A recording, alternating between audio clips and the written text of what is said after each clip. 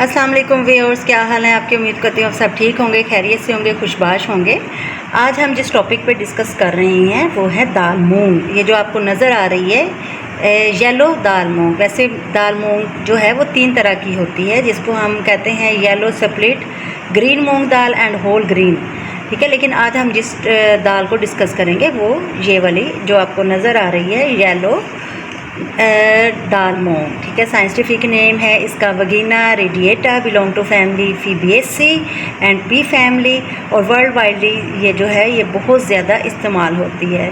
Native है, यानी सबसे पहले जो है ये इंडिया में काश्त की गई, इंडिया की नेटिव है। और उसके अलावा जो है बहुत ज़्यादा दुनिया में ये काश्त की जा रही है, स्पेशली जो कल्टीवेट करते हैं, काश्त करते हैं कंट्रीज़ दुनिया में, उनमें सबसे फहरिस्त पे चाइना है, थाईलैंड है, अमेरिका है और मलेशिया है।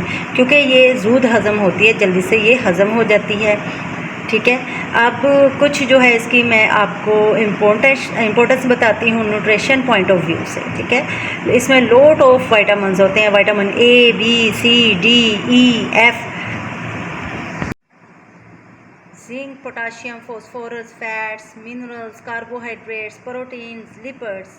ठीक है, ये जो इसके अंदर बी कॉम्प्लेक्स है ना, यानी कि जो इसके अंदर बी विटामिन बी है, बी के इसके अंदर जो हैं जी व्यूअर्स, इसमें जो है विटामिन बी कम्प्लेक्स जो है वो ब्रेन हेल्थ के लिए बहुत ज़्यादा इम्पोर्टेंट होता है।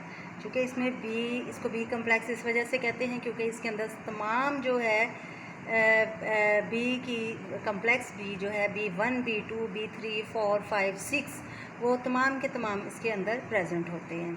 इसके अलावा इसमें फोलिएट होते हैं, वो क्या करते हैं डीएनए सिंथेसिस में मदद देते हैं। प्रोटीन्स जो होती हैं वो बालों के लिए बहुत ज़्यादा अच्छी हैं, उसकी ग्रोथ के लिए बहुत अच्छी हैं।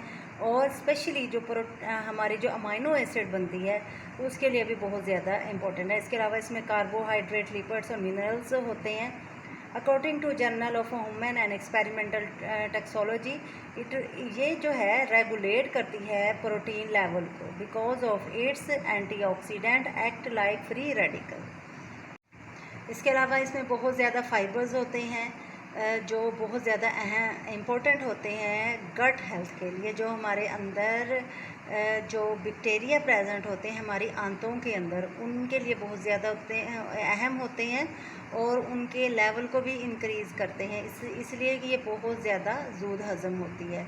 और सबसे इसका इम्पोर्टेंट जो काम है जो आजकल के लिए हमारा हेल्थ का इशू चल रहा है, ओबेसिटी का चल रहा है, ये क्या करती है वेट लॉस में भी हमारी मदद करती है।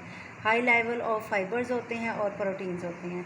इसके अलावा ब्लड शुगर जो है उसको कंट्रोल करती है। हाई ब्लड शुगर के जो पेशेंट्स हैं उनको ये ज़्यादा से ज़्यादा लेनी चाहिए क्योंकि ये जो शुगर लेवल है प्रोटीन का उसको कंट्रोल करती है। ठीक है, और जो शुगर है ब्लड स्ट्रीम में उनको नहीं जाने देती। इसके अलावा बहुत ज़्यादा इसमें रिच पोटाशियम होते हैं। और क्या होती है प्रेगनेंसी में ख़ास तौर पे इसके अंदर जो फोलिएट्स होते हैं वो प्रेगनेंसी में बहुत ज़्यादा अहम है। जो बर्थ डिफेक्ट्स जो होते हैं उसको कंट्रोल करती है। इसके अलावा जो बर्थ है उसके जो डिफेक्ट हैं उनको भी कंट्रोल करने के अलावा जो चाइल्ड है उसकी ग्रोथ और डेवलपमेंट में ये बहुत ज़्यादा अहम है। हाँ जी, इसमें आपको पता ही है प्लेंटी ऑफ फोलिएट्स होते हैं जो इम्प्रूव करते हैं स्किन हेल्थ को। इसके अलावा दाल मूंग जो है आपको पता है ये हाईली जो है न्यूट्रिशन लिग्यूम होती है जी। और इसकी इम्पोर्टेंस को देखते हुए पूरी दुनिया में तकरीबन 6 मिलियंस के करीब ये जो है हर दफ़ा काश्त की जाती है।